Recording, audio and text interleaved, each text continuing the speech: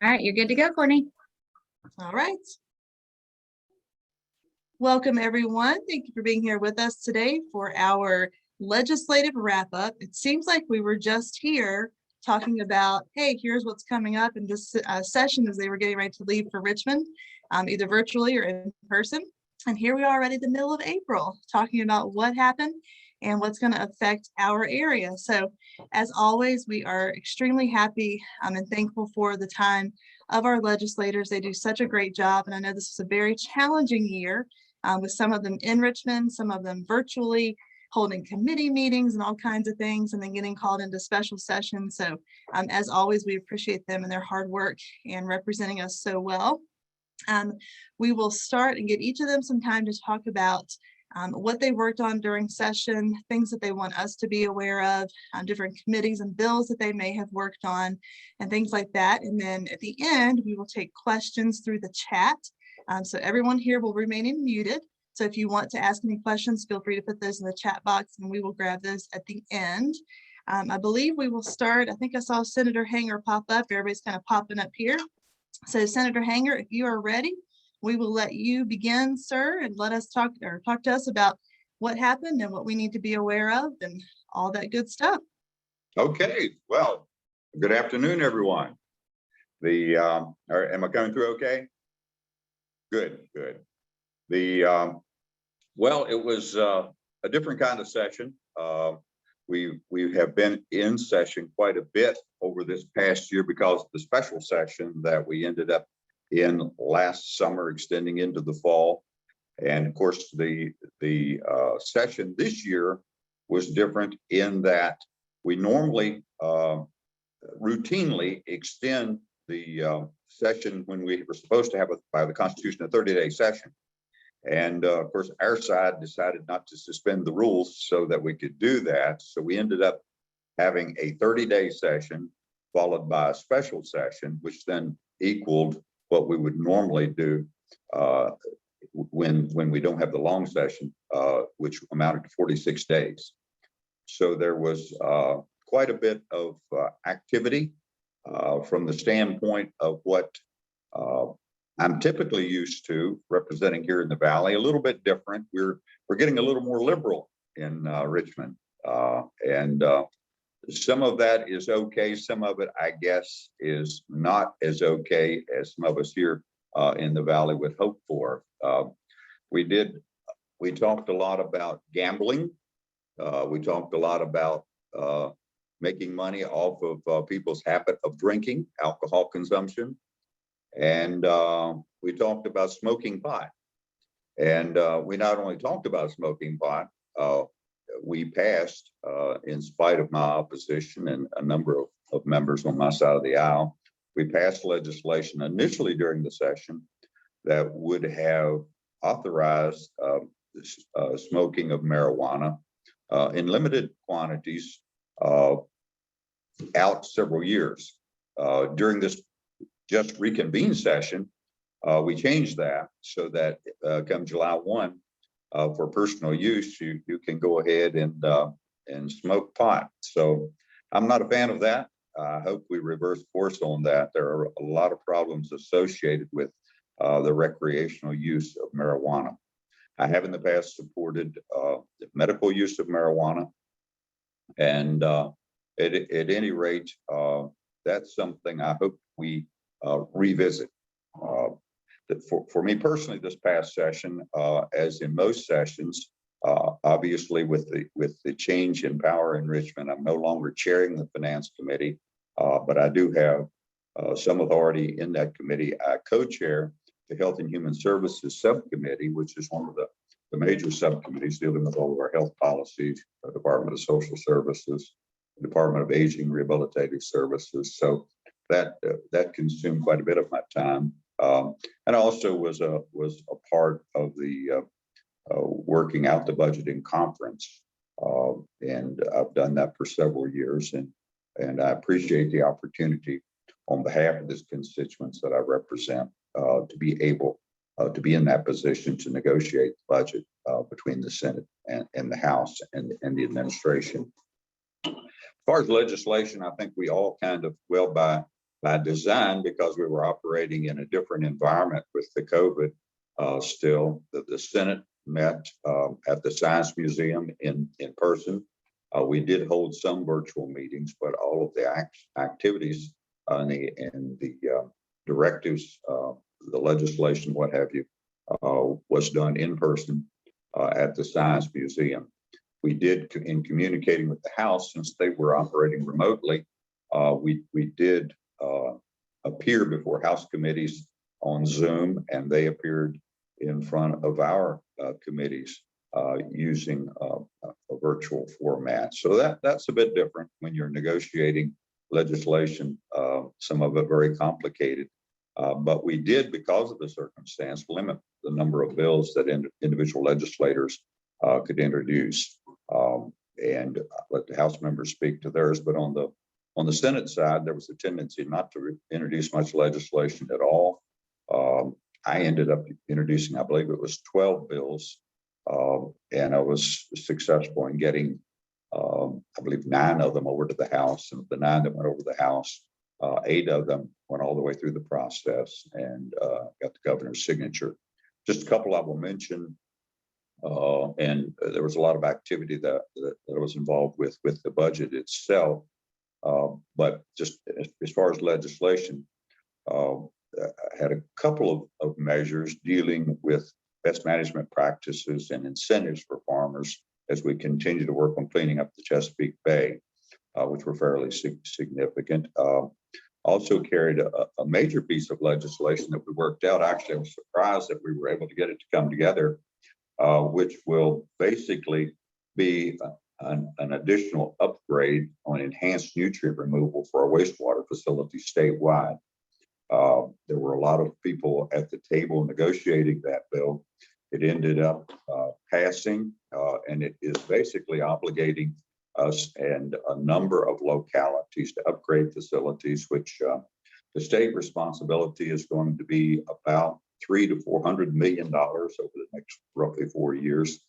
The local government responsibility during that same period of time is going to be right around 500 million. So we're looking at between $800 to $900 million that we committed for additional nutrient removal technologies as we upgrade our wastewater treatment facilities statewide. So that impacts our local facilities as well as those statewide, quite a number of them.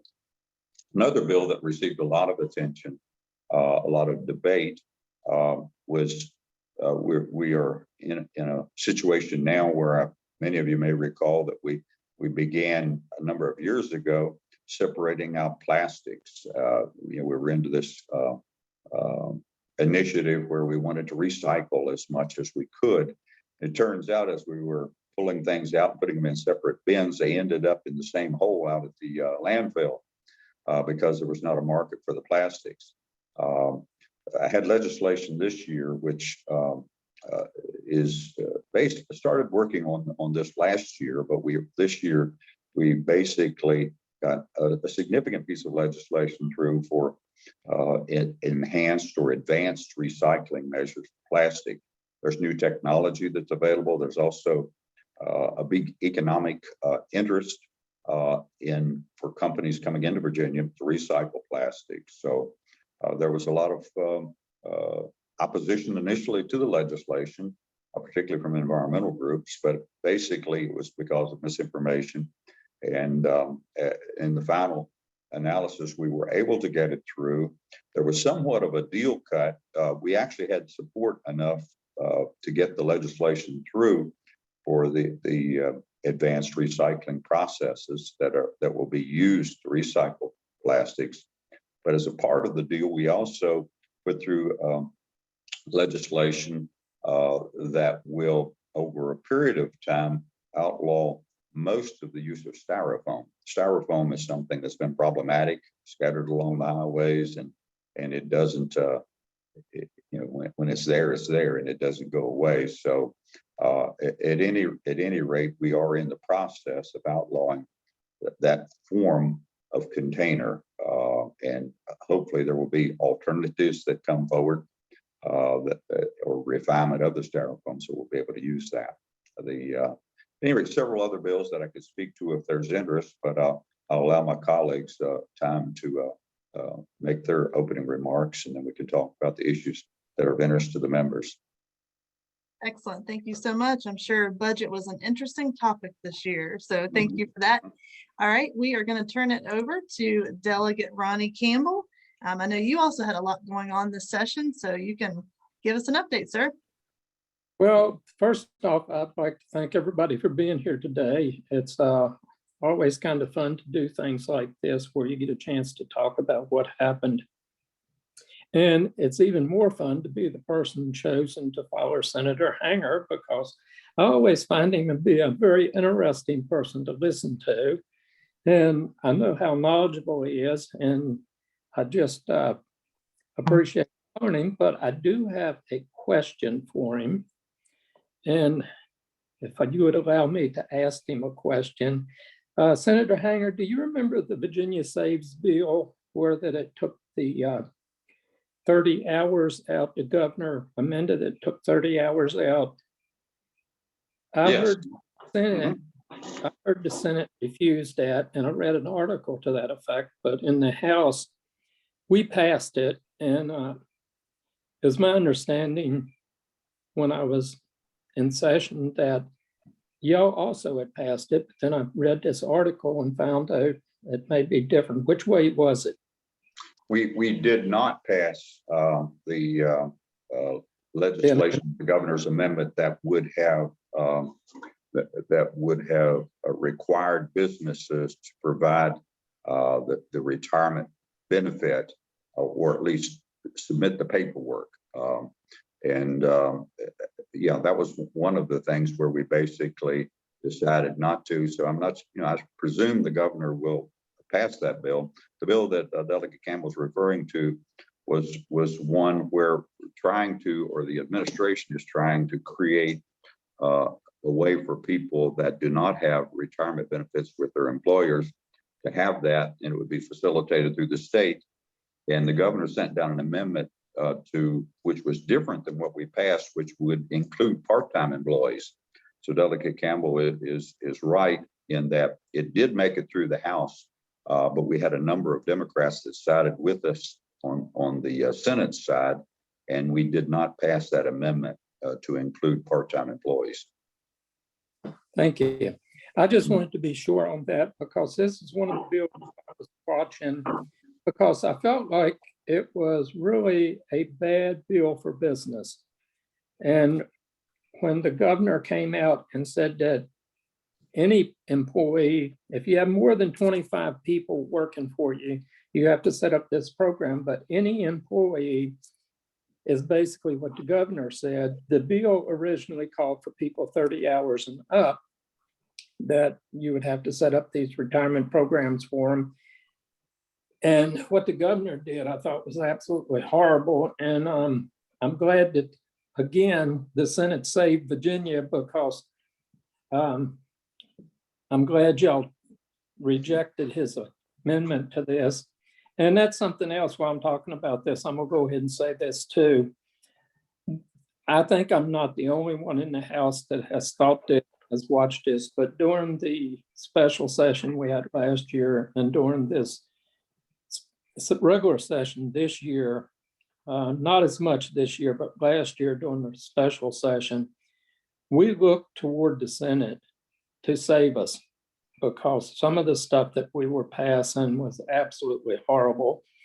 And quite often the Senate would come along and strike it down for us. So I'd also like to thank Senator Hanger and his colleagues for doing that for the state, because they are the only ones that seem to be of sound mind and character that during those periods. I introduced several different types of legislation this past session. One of them was a bill to remove dead people from the voter rolls weekly. Right now, it's supposed to be done monthly. I had 2 registrars tell me that they use the obituaries in the paper to do it. So I introduced this legislation. Senator Jen Kakins contacted me and said she liked it because she introduced it in the Senate, which she did. Mine got killed in subcommittee, and hers passed out of the Senate with a vote of 38-1 and came to the House subcommittee, where they promptly killed it in the House subcommittee. So my Glasgow town charter is pretty much the only bill that I got passed. I introduced legislation in the budget to try to do something about deputy sheriff's salaries. Deputy sheriffs at the time were making $33,400 a year. And if you look around at some of the other people in the same line of work in the state and what they were making, the deputies were really behind in this for the amount of work and what they have to do. So I introduced legislation that would make the starting pay for a deputy at $40,000 a year. And then it would also give them a 25-step pay scale structure with $800 for each year of service. Now, the reason for the pay steps is because a deputy telemarketer calling the house, I'm sorry about that, but a deputy, when he's hired at $33,400, can stay there his entire career. The only thing he will get will be cost of living raises. And I was trying to correct the pay scales for deputies. It didn't make it anywhere in the Virginia side. It was also introduced in the Senate, and it didn't make it anywhere over there, but we're going to come back again this upcoming year with the same thing and see if we can do something in the near future. There was a lot of things that went on that were troubling. I think probably the parole board and the way the Democrats decided to handle that, it's the biggest whitewash that I can think of in a long time. The parole board has done things that were improper. The Attorney General's office seems to be involved in it, and with the people that seem to be involved in it, turning around and targeting an investigation at the Office of the State Inspector General is just targeting the person who is actually doing their job, in my opinion, and picking out one case, one person that was paroled when we have numbers of people that were paroled improperly. The whole thing just smells to high heaven. And the other thing that was troubling was in the governor's, last Wednesday when we were working on the governor's changes to the legislation, the changes that he made in the marijuana bill. The bill was structured to work itself into a position to where it could take effect over a couple of years and prepare.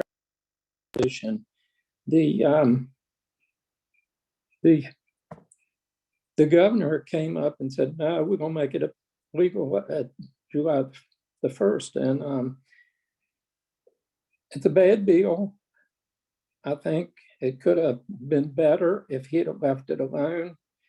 But the way it is now, we're going to have to learn to deal with it the way it is.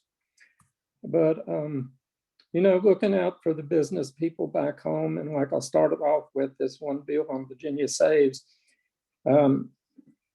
we were watching for stuff like that. We were trying, I keep the business community in mind as much as I can. And I hope we're doing a good job for y'all.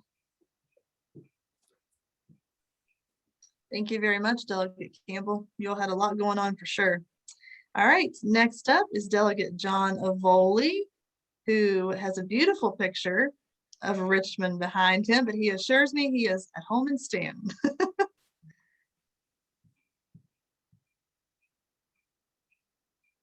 Okay, I'm muted. All right, Courtney, thank you. And I certainly do thank the Chamber for hosting today. And my colleagues and myself can do the best that we can to update you on what happened here in the General Assembly. First of all, I want to make one comment. The response to the COVID vaccination, Augusta Health, if you're out there, kudos to you all. You all did an excellent job, and you should be the pride of the Commonwealth of Virginia, as did everyone else. The number of volunteers that participated in that service at Augusta Health was absolutely incredible. I was there several times just to observe, and it made your heart feel good to see the response that the community came through. So congratulations, Augusta Health. Thank you. Courtney, I'm going to elaborate. First of all, Delegate Campbell and Senator Hanger have done a marvelous job of explaining what has transpired so far. So what I will do is focus on the 3 committees that I'm on. And my first year, I was on education and health and welfare and institutions. And this past year, I was also appointed to the transportation committee. So I will elaborate on those 3 things. To public ed, kudos. You come out smelling like a rose, and I'm very proud of that I was able to support that, being a member of the education committee and the K through 12 specifically.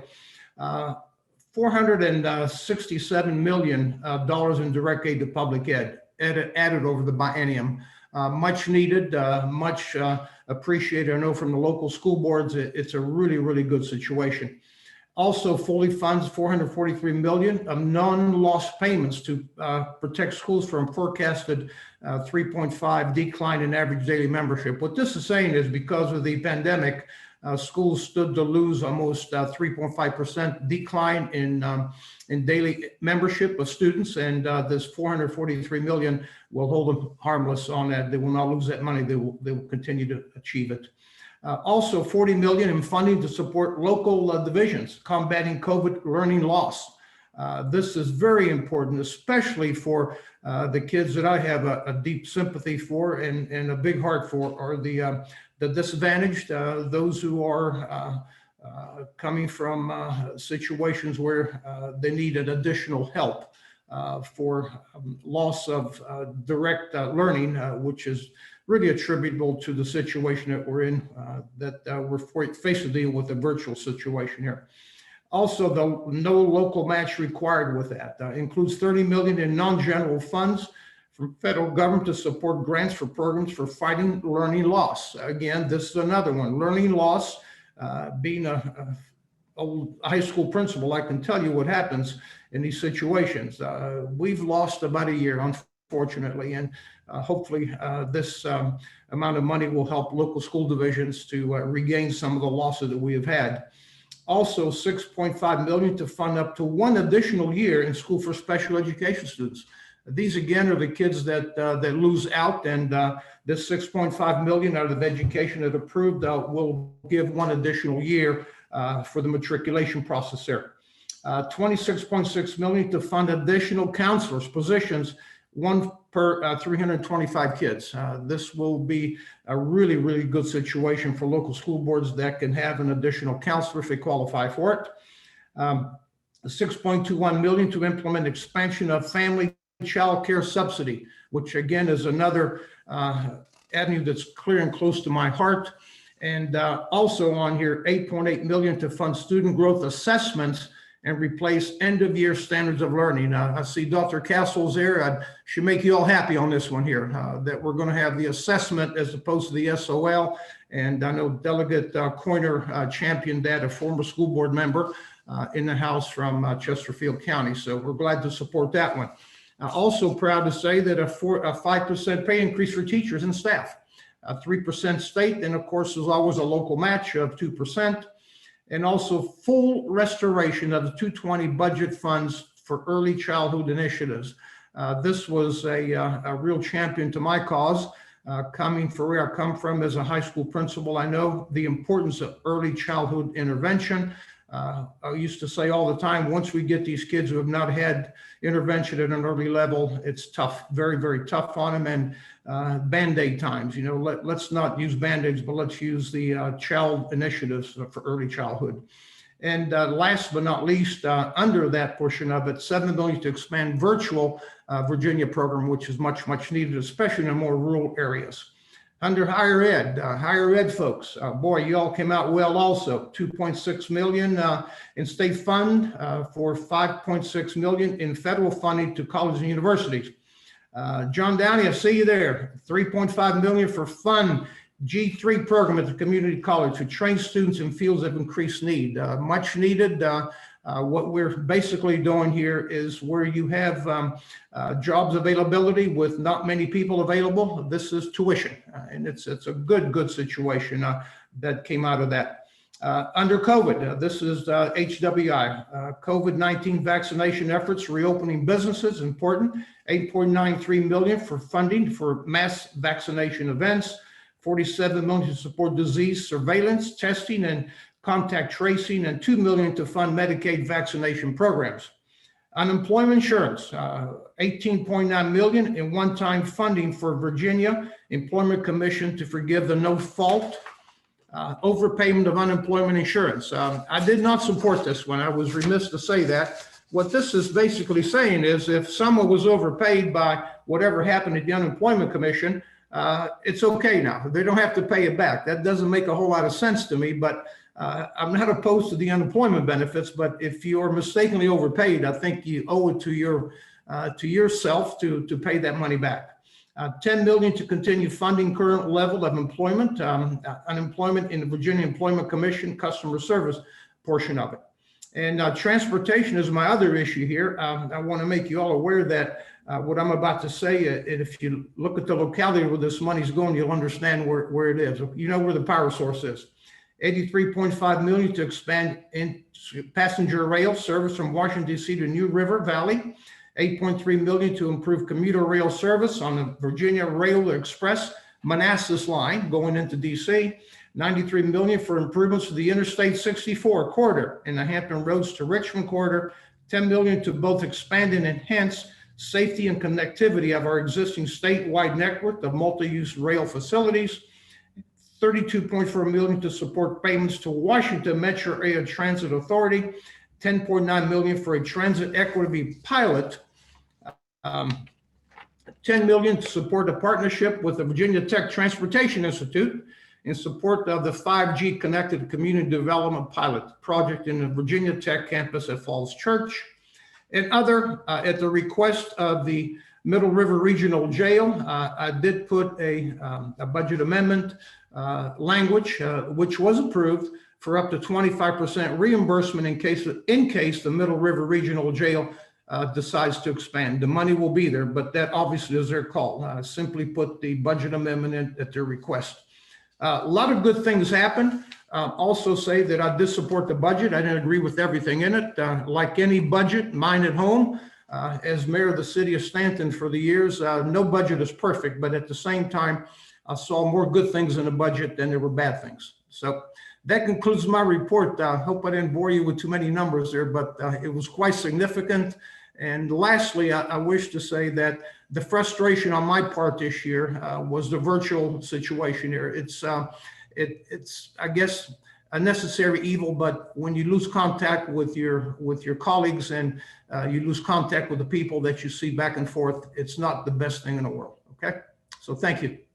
Thank you so much, Delegate Aboli. I think we are all a little over virtual and it's got to be hard to work that way. But hey, the good news when you talked about higher education, did everybody see the rainbow appearing over Dr. Downing's head? He was happy about that. Excellent. All right. And Delegate Chris Runyon, if you can give us a wrap up of yours. And then also if you would talk about, I know you were a co-patron of the STEM Education Advisory Board. If you'll talk a little bit about that, because I know there's a lot in this group that will be interested to hear more. Okay, very good. I appreciate that. Courtney, I appreciate all that you all do. The chamber, you all have done just a fabulous job in a very difficult thing.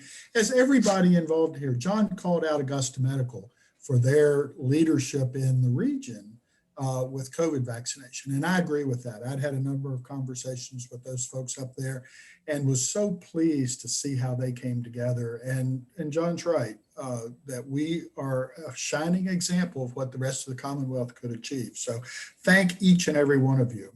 I also want to take the opportunity to share with all of you all how much I appreciate the ability to work together with my colleagues. Senator Hanger helped through on a couple of pieces of legislation of mine that worked on through on his other side. John and Ronnie, the same. We all work together. We all have conversations. We don't agree on everything, which you don't want us to. But, in our values and representing our communities, I think we're all on board there. But it's good to bounce those ideas off each other so we get those perspectives. I truly do appreciate that. So, Courtney, you mentioned earlier broadband funding. If we pick out some of the things that I thought were highlights of this session, the broadband funding opportunity is tremendous. And, we all see the need to have broadband expansion in the rural areas, whether it's education, whether it's healthcare, whether it's just quality of life, attraction of employees and employers to our region. All those things are critical. So I was pleased to see the state continue to step up and do that. A couple of other things that the budget allowed for in our region would be appropriate levels of funding for the agriculture and environmental issues relating to the Chesapeake Bay. Senator Hanger mentioned a few of those things before, but significant amounts of money were both provided for, and there was some risk at some point in time. The folks in the more urban areas may not quite understand what the need is for us to do that. So I thought there was a good cooperation among folks to get those numbers put in the budget as they needed to be. A couple of particular issues that I worked on that I think one was that former Delegate Landis, Clerk of Court Landis, brought to my attention with the change in the law last year for concealed carry permits. Prior years, you were allowed to receive your training online. That went away, and it went away as of December 31st, 2020. There were a number of people who could not get in courthouses. Augusta County, I think, had 116 folks that could not get appointments in time to affect their permit. So we were able to craft legislation that was received bipartisanly. Now, not uniformly, there were some folks against it, but we had significant support across the aisle and was able to bring that legislation through both chambers. That was one that Senator Hanger helped me with, and the governor signed it. So it allows folks that in good faith completed an action, they're able to receive their concealed carry permit. One of the bills that I'm most proud of, it deals with the developmental disability community. And that allowed for additional educational resources to be provided for those folks to allow them to participate in the digital world. We've all struggled to be able to adapt ourselves to, let's call it the Zoom world, and our educators have done a tremendous job dealing with a very difficult situation. We'll then add in a group of our most vulnerable citizens of our community that have other additional struggles to deal with this. And so what we've got was a state to fund a study to figure out the best practices and the most effective way to continue this online learning for those folks. It's a bright spot that'll allow us to provide additional services to folks that really are in desperate need of those. So we were very pleased with that. One that's kind of a small thing, but it really does apply to us here in the Valley significantly. We have the battlefield area over at the Piedmont. Rockingham has a number of Civil War battlefield areas. There was an issue with how the state law was done that didn't prevent people from coming in on private property and digging up relics.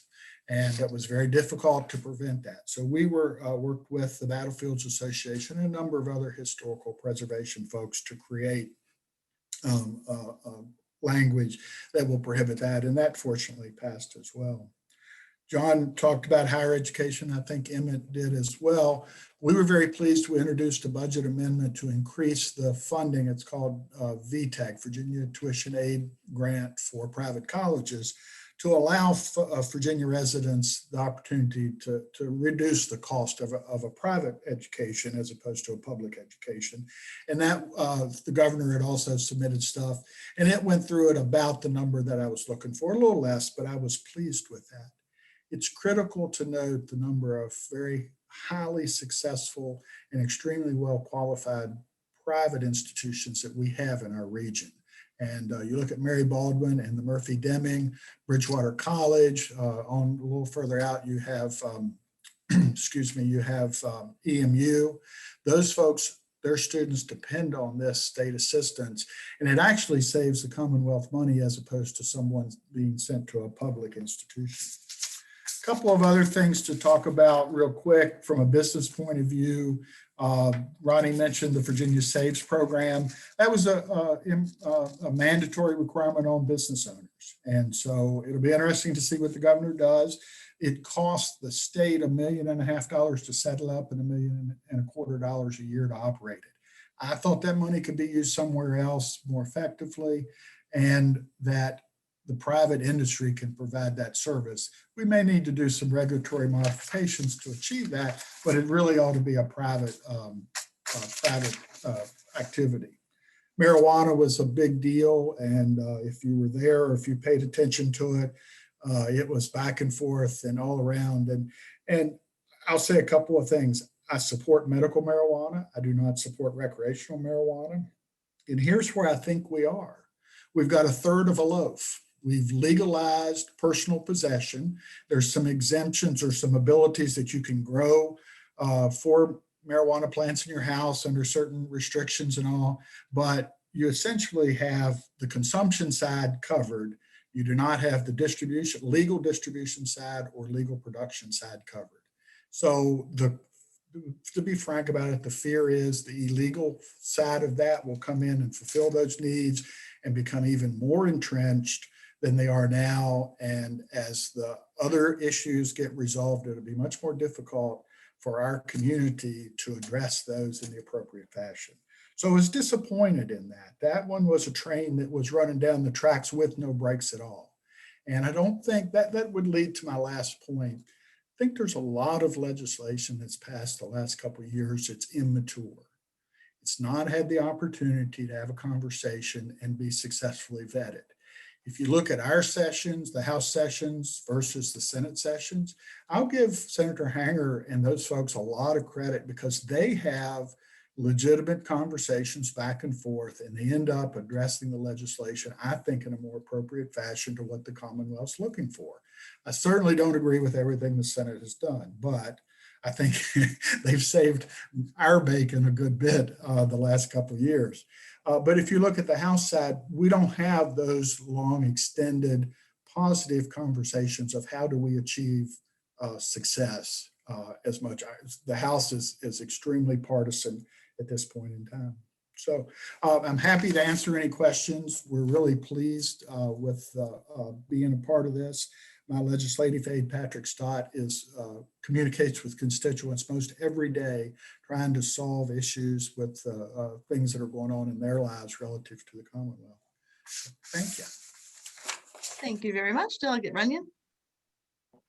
And yes, the marijuana issue, we're getting a lot of questions here, so we are educating ourselves as best as possible. And we know that's going to be a topic that continues. So if anyone here from your business perspective has any questions, comments, concerns, please feel free to email me. It is something that we're talking about for a couple of our upcoming meetings, just different things that people will need the education resources on. And obviously we tap into our legislation, our legislators when we have those issues coming up. So please do put your questions in the chat and we will go through those. So I'm going to start. Dr. Downey just made a comment about the G3 program. We've been talking about that a lot around here in our different committees. So it's exciting to see that that's making some progress. And then Brenda Mead is asking, specific to the Middle River Regional Jail, localities that have financial responsibility for the Middle River Regional Jail are facing substantial increases in operating expenses due to overcrowding due to the failure of the state to transfer DOC inmates to DOC facilities. What can you do collectively to ensure that these transfers take place as soon as possible? Whichever of you wants to touch on that one.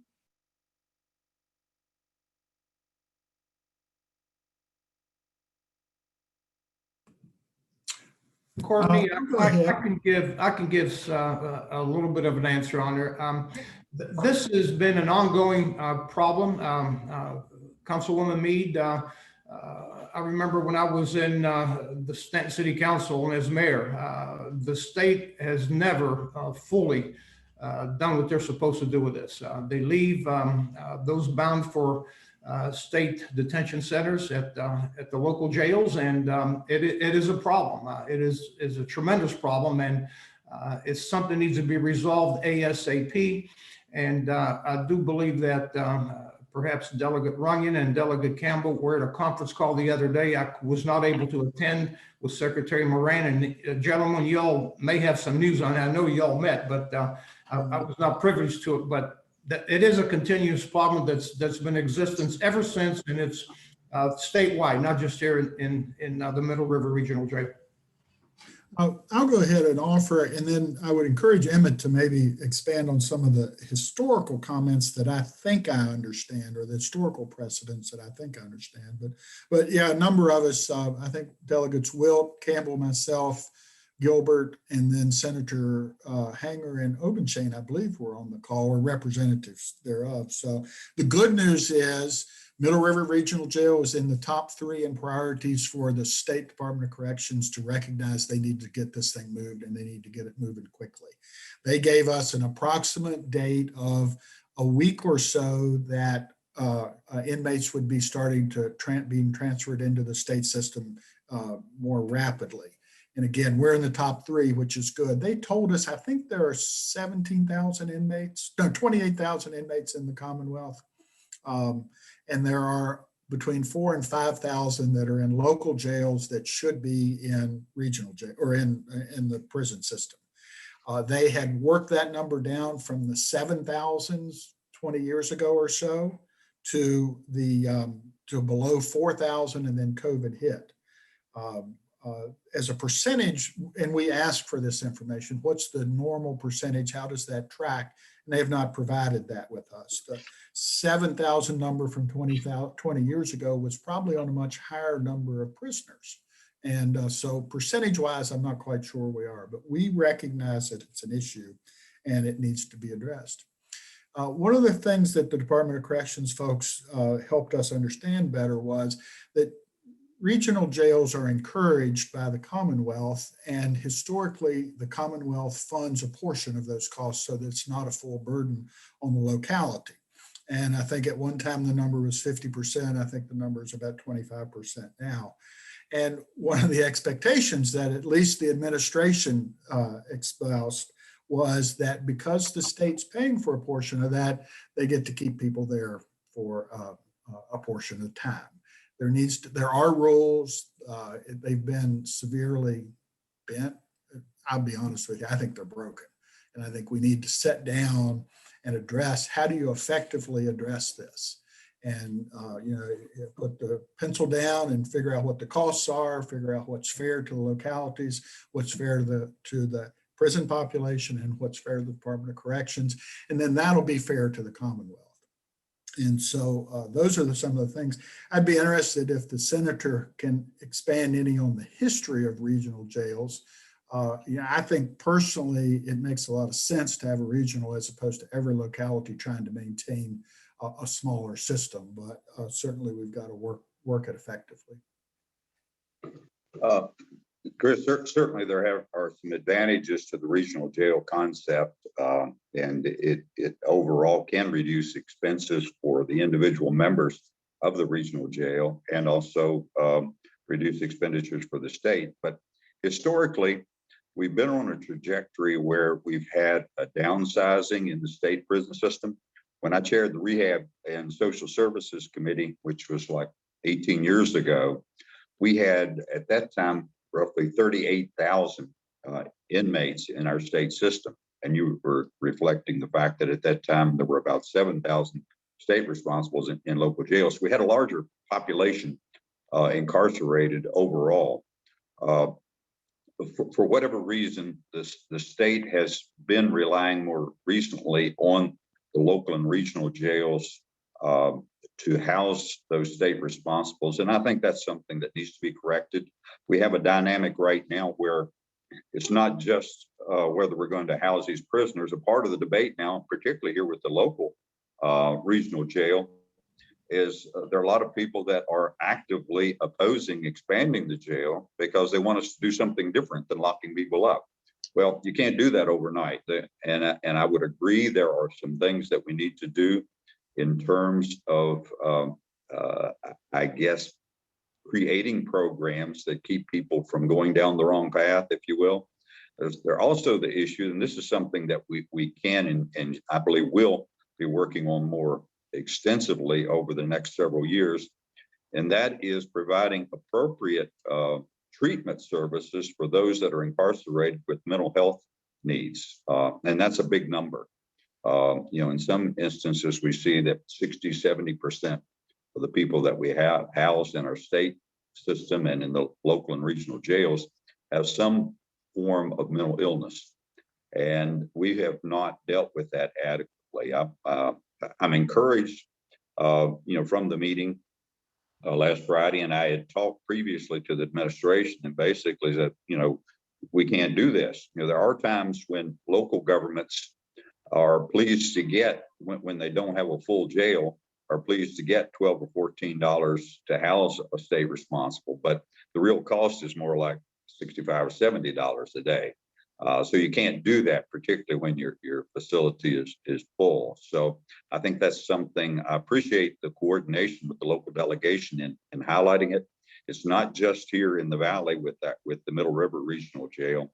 This is a statewide issue, as Delegate Runyon was indicating there. And a part of it will be fixed when we're able to put in place more broadly appropriate mental health treatment. And I would say we've had some pilot programs in the Hampton Roads area, and actually at the Middle River Regional Jail, we've had a pilot program there for providing some of the appropriate treatment for these individuals that are there. But I don't think we want to go back. The problem has been exacerbated a bit because of the COVID. I recognize that we have people in our state psychiatric hospitals and in our jails and in our state prisons that are ready to come out right now. And we've not, we haven't been able to have the proper movements. So I appreciate the cooperation from the local representatives, the delegates and senators together working on this, but it's a bigger issue than just here in the Valley. Thank you for that. And along with the topic of the jail, Ellen is asking, how soon will the inmate population be available to work outside of the jail? They usually do kind of weed eating, things like that. Does anyone know? Your question was, when will that be available? Yeah, she's asking, when will that be available? I am not sure. I know here locally, Augusta, I think, has made good use of the prison population, and that is a good thing. But it's complicated right now, and I don't have a good answer for that as far as when those restrictions will be lifted. Courtney, John Avoli here. One last comment, perhaps, and to my dear colleagues who I respect ultimately. I've been hearing this from Department of Corrections since 1990. Okay, I'm the eternal optimist, I think, but hallelujah, Emmett, you know what I'm talking about. And I see, yeah, you got to stay on it. Clerk Landis there, Steve, I see you there also. We heard it loud and clear, but guess what? The squeal that creaks the loudest gets the grease, and maybe we need to squeak some more. But this has been going on forever, and we're going to do it, but it never gets done. Okay. To follow up on John's comments there, I did some quick math, back of envelope math, and the percentages are about the same from the numbers Emmett referred to back at 38,000. We're about 18 or 19% at the local level. And that was one reason that we asked, let's see those numbers, and then if you've got a goal to work towards that's specific as opposed to, we got to improve the system. I think we can hold the administration and the Department of Corrections more accountable and again, address the issue. I'm optimistic. All right, thank you all for that. And thank you for the question. And then this wasn't a question, but I did want to thank Kent O'Donohue, who is co-chair along with Mark LaRosa of our Voice of Business Committee. He posted in the chat there an article about recycling. This was something that our Voice of Business Committee was talking about pre-COVID. And obviously things have kind of shifted a little over the last year, but it's obviously still an interesting topic, and we're glad to hear that there's something happening at the state level. Let's see if we have any other, I don't see any other questions or comments. If anybody has anything, please go ahead and post those and we'll grab those right before we finish up. I just wanted from a personal level to thank Delegate Avoli. This wasn't necessarily legislation, but he passed a commendation to celebrate the lives of Dr. and Mrs. Forbes from Stewart's Draft, and anyone that's from there knows what a huge part of the community they are, and they both unfortunately passed away within a very short time of each other last fall from COVID.